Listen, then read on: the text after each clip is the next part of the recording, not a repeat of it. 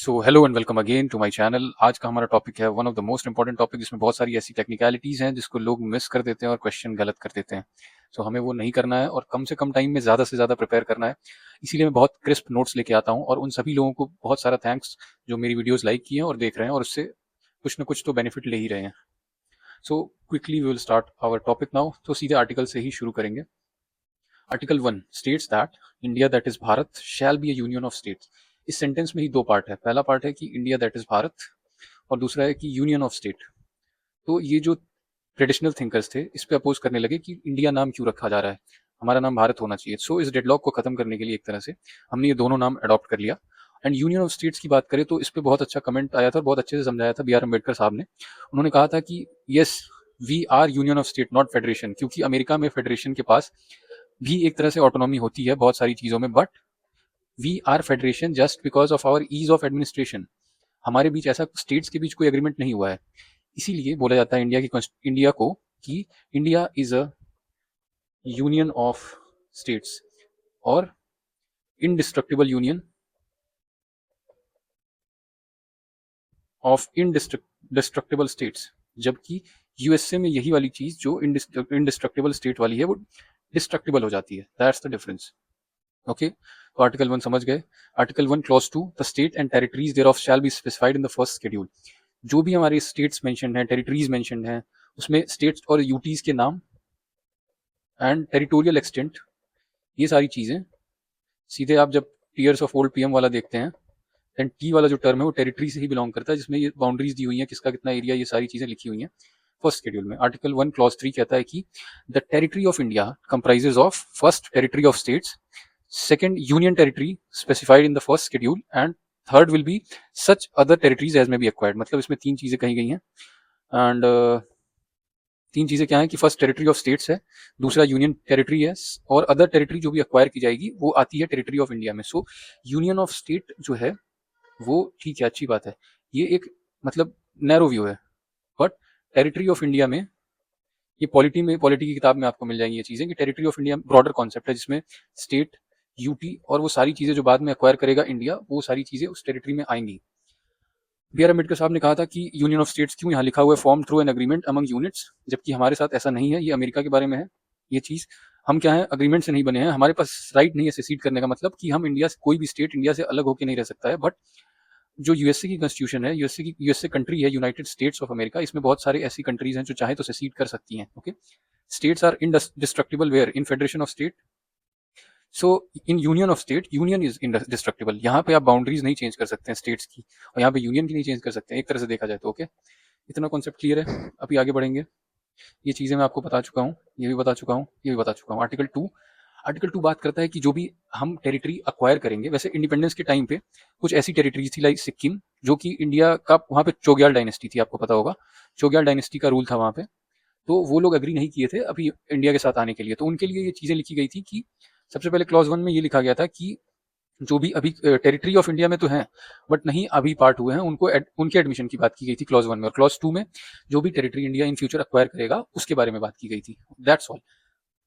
अब आर्टिकल 3 पे आते हैं। आर्टिकल 3 में क्या है, ABCDEF, लगभग 4-5 क्लॉज हैं, जिसमें सबसे पहले है कि separation of territory from any state. जैसे एक स्टेट है, लेट्स से यूपी है, उससे थोड़ी टेरिटरी काट के बिहार को दे दी गई। ओके, तो बिहार, अब बिहार का एरिया बढ़ गया, तो ये किसके मदद से किया जाएगा, आर्टिकल 3 की मदद से। आर्टिकल 3 का यूज करके ही हम ये दे पाएंगे। तो यहाँ वही चीज है, किसी दो स्टेट को, लेट्स से कि यूपी बिहार को मिला के एक स्टेट बना दिया गया, ये भी आर्टिकल 3 में आएगा। उसके बाद किसी एक स्टेट का एरिया बढ़ा दिया गया, तो भी वो आर्टिकल 3 में आएगा। किसी एक स्टेट का एरिया कम कर दिया गया, वो भी आर्टिकल 3 में आएगा। या फिर नाम बदल दिया गया स्टेट का, वो भी आर्टिकल 3 में ही आएगा। अब आर्टिकल 3 के बारे में एक चीज आप जान लीजिए, वैसे मैंने स्टेप वाइज लिखा है बट यहाँ एक बार समझा देता हूँ कि सबसे पहले प्रेसिडेंट ही रिकमेंड करेगा ये बिल लाने के लिए पार्लियामेंट में। But before recommendation president will ask the states, उनके विचार जानेगा कि उनका क्या कहना है इस अमेंडमेंट के बारे में। बट जब वो आंसर करेंगे या अपना कुछ सुझाव देंगे तो प्रेसिडेंट बाउंड नहीं है उसको मानने के। दूसरी चीज ये है कि पहले ऐसा हुआ करता था कि कोई ऐसा टाइम लिमिट नहीं था कि उसके अंदर ही स्टेट उनको बताए कि हम ये सब सोच रहे हैं उस चीज के बारे में, तो इसका एक्सप्लॉइटेशन होने लगा। देन 5th कॉन्स्टिट्यूशनल अमेंडमेंट से टाइम लिमिट निर्धारित कर दी गई कि इतने टाइम के भीतर ही आपको जवाब देना है, वो प्रेसिडेंट बताएंगे। ओके, यहाँ लिखा हुआ है स्टेप 1 क्या है, bill can be introduce only with the president recommendation. President refers the bill to the concerned state legislator for views. State legislature may express views within specific period.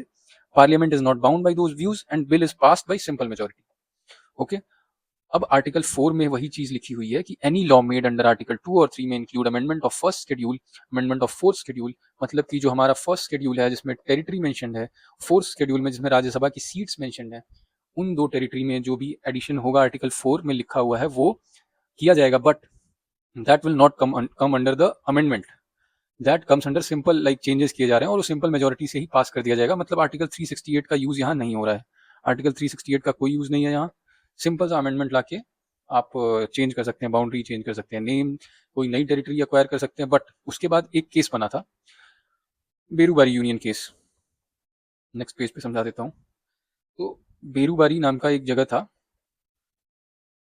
तो जब नेहरू जी उसको बांग्लादेश को देने की बात चलने लगी तो इस पे बहुत ही ज़्यादा हंगामा होने लगा कि क्या इंडिया अपनी टेरिटरी किसी को दे सकता है. तो इस पे प्रेसिडेंट ने सबसे पहले यूज़ किया था क्या, अपना मतलब वो 143 आर्टिकल का यूज़ किया था, जिसके तहत वो सुप्रीम कोर्ट से उन्होंने जवाब मांगा था या उसका क्या सोचना है सुप्रीम कोर्ट का, इंटरप्रेट क्या कर रहा है लॉ को किस तरह से, उसके लिए पूछा था. तो सुप्रीम कोर्ट ने बोला था कि ये आर्टिकल 2-3 के अंडर में नहीं आता है. So we will be requiring the amendment, जो कॉन्स्टिट्यूशनल अमेंडमेंट है 368 उसकी जरूरत पड़ेगी.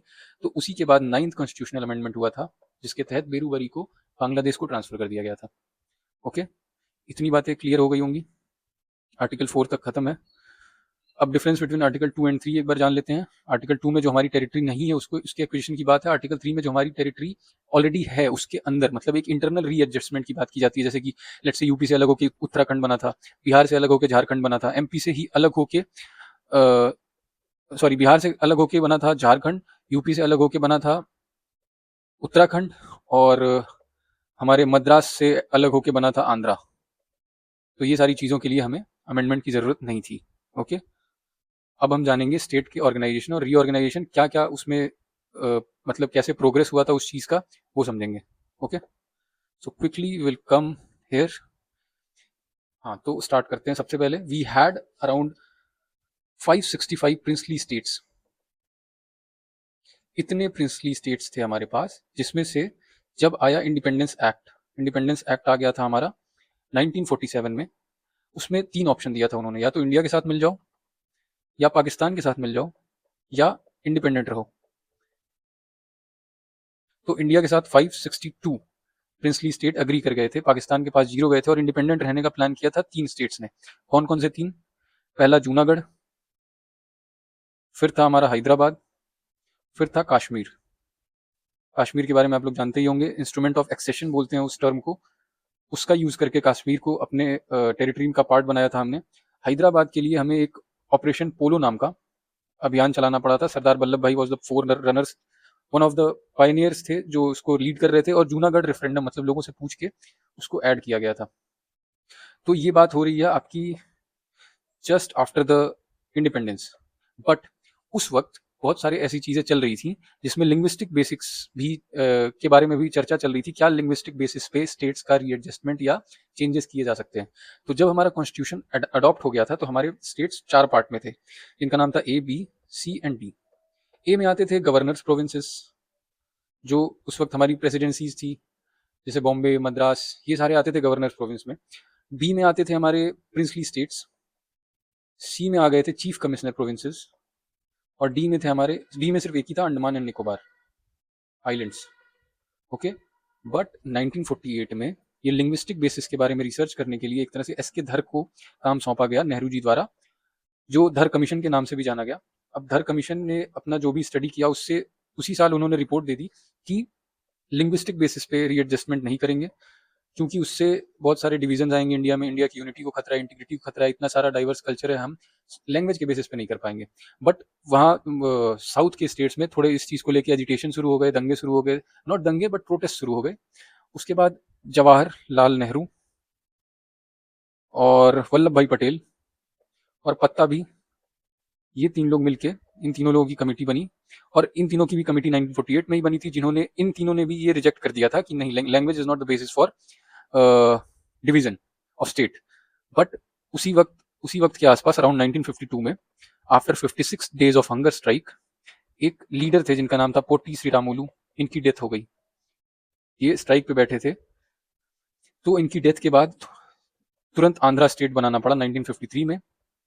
आंध्रा बनाना पड़ा तेलुगु स्पीकिंग एरिया को मद्रास से अलग करके। अब जैसे ही आंध्रा बना तुरंत शुरू हो गया, बाकी भी रीजन्स का चीजें शुरू हो गई कि हमें भी अलग होना है।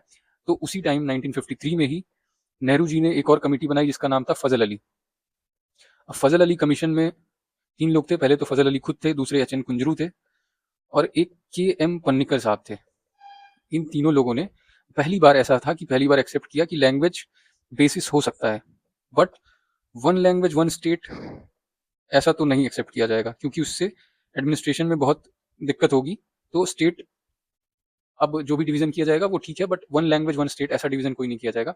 अब इन्होंने क्या सजेस्ट किया था, 16 स्टेट्स प्लस 8 यूटीज। इसके ठीक 3 साल बाद 1956 में आता है हमारा स्टेट रीऑर्गेनाइजेशन एक्ट,